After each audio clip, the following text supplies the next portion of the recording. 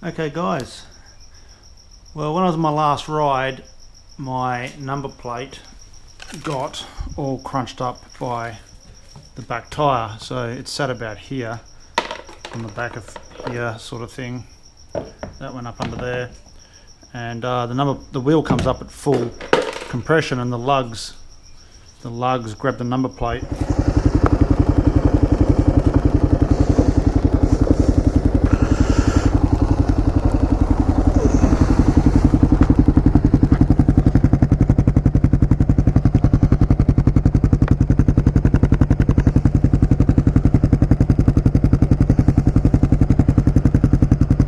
The tyre grabbed it.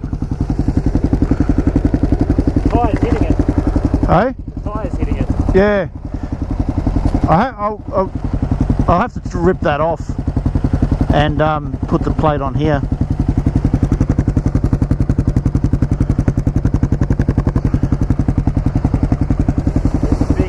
And as you can see, they've damaged off, straightened it back out. And they also bent this. So what I'm going to do is I'm going to mount the number plate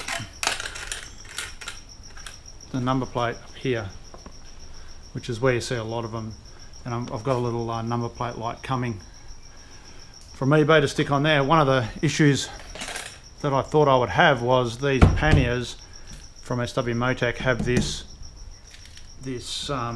strut that goes on the back, and it's got a quarter turn bolt there and a quarter turn bolt there, and I thought this would be all floppy, but it actually seems to be quite rigid, and I think that will just work as it is. I'll just put it on when I need to and take it off when I don't need it. And if it does become an issue, I'll do two things. I'll either bolt this through with bolts really tight, or I'll actually weld it to one end so it's rigid and only have it break at the other side. And I don't think the tyre comes anywhere close to that bracket. So let's see where that's going to mount up and see where this bracket's going to go, and I'll drill some holes in there and we'll mount that up there, ready for the weekend.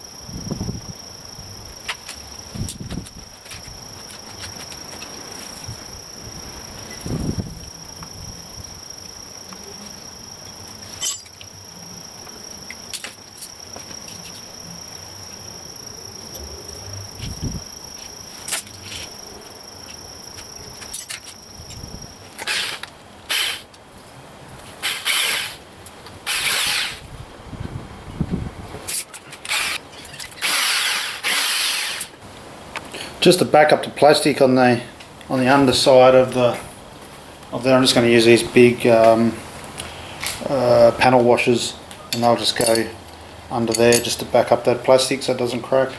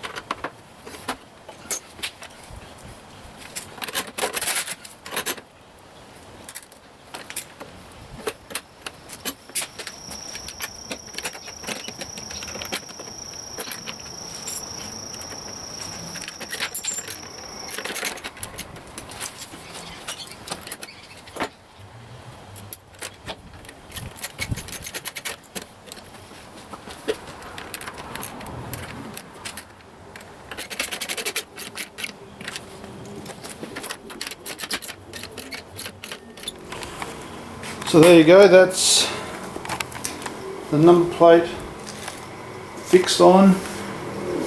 The panniers are still working, that's much solider, the tyre's not going to get it.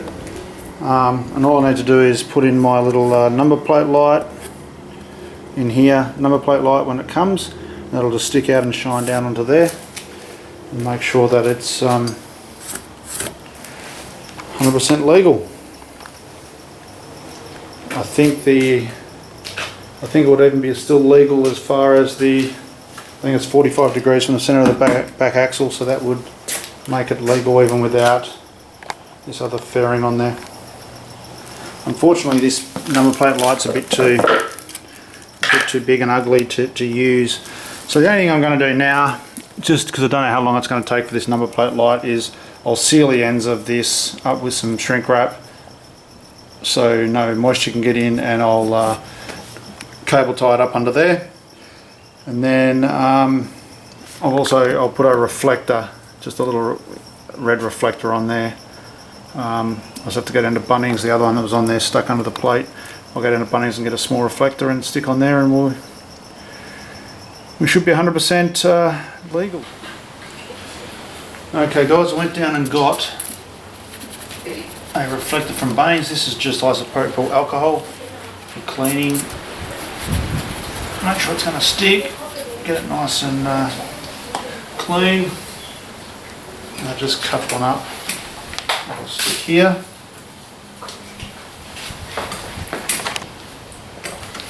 So I'll stick that just there.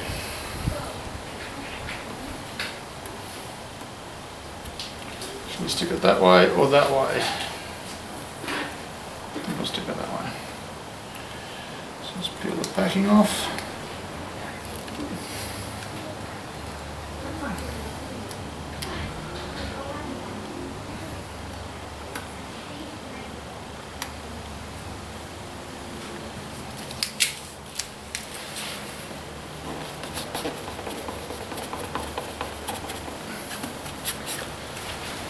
So there you go, I've got a red reflector to make it legal. So now all I've got to do is seal up those wires. So I'll find some shrink stuff, and I'll get my little flame doover and do that.